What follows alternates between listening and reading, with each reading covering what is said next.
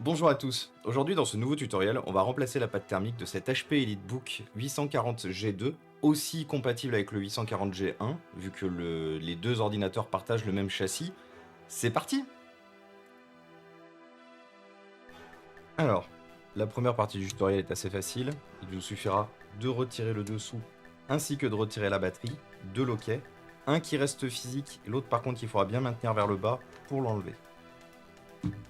Comme vous pouvez le voir à l'intérieur de l'ordinateur, nous avons de nombreuses vis, le SSD à enlever. Vous avez aussi ce petit cache, le cache de carte SD sous lequel est cachée une vis, et vous avez de nombreux petits caches à retirer, les uns après les autres. Vous pouvez enlever globalement toutes les vis que vous voyez.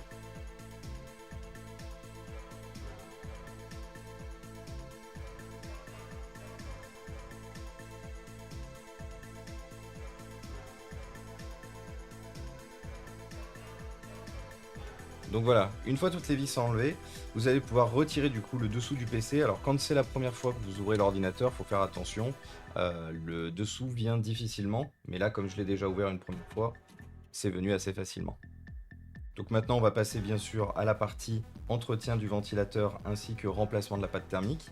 Pour ce faire, les deux vis du ventilateur à enlever, qui simplifieront le fait de retirer du coup le radiateur. Vous avez 4 vis sur le radiateur à enlever. Et le radiateur vient à vous. Donc comme vous pouvez le voir, la plupart du temps, on a toujours de la poussière dans le système de refroidissement.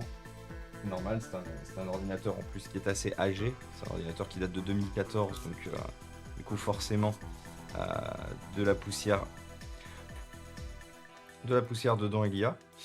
On peut regarder rapidement dans le ventilateur s'il y en a. Il n'y en a pas. Le ventilateur est assez sale, mais je ferai l'entretien du ventilateur à part. Ça ne nécessite pas forcément d'être partie intégrante de la vidéo pour que ce soit intéressant pour vous. Hop. On va retirer l'ancienne pâte thermique qui est du coup bien sèche après autant d'années sans avoir été remplacée. Là on est sur la pâte thermique d'origine. Le PC avant moi n'avait jamais été ouvert. Hop. Et du coup la même chose sur le radiateur.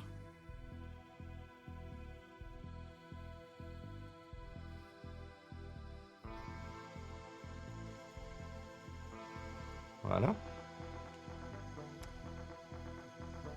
On va donc pouvoir mettre la nouvelle pâte thermique. Alors personnellement, moi j'utilise de la Arctic MX4. Ça fait des années que j'utilise cette pâte thermique, j'en suis très satisfait. C'est le meilleur rapport qualité-prix euh, testé sur le marché. En tout cas pour moi. Donc c'est du coup ma pâte thermique au quotidien.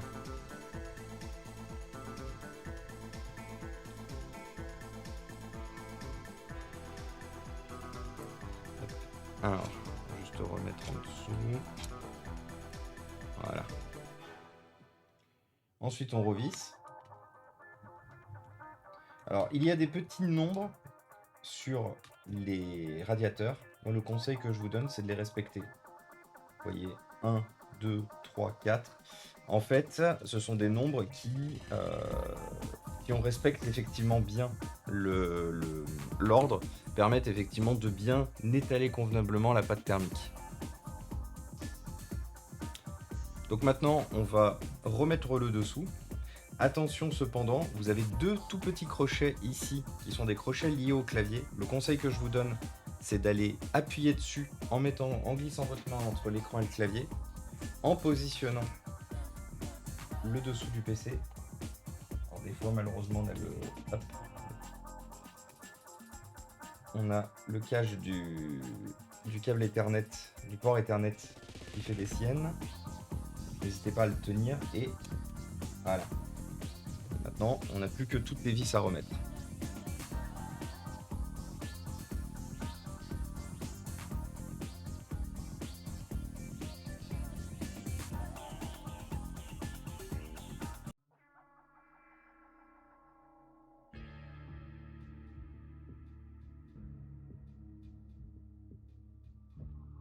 Il nous restera ensuite plus qu'à remettre le disque dur ou le SSD.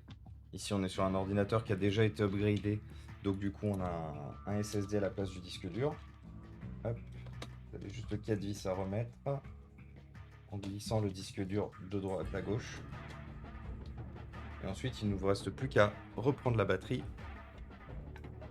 la repositionner. Donc là, celui-là, le loquet remonte automatiquement. Celui-là, il faut le remettre et refermer l'ordinateur. Et c'est fini.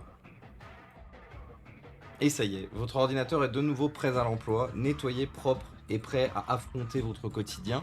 Merci à tous d'avoir suivi cette vidéo. Merci encore à nos amis de chez iFixit pour leur matériel de qualité. Très bonne journée à vous et à très vite.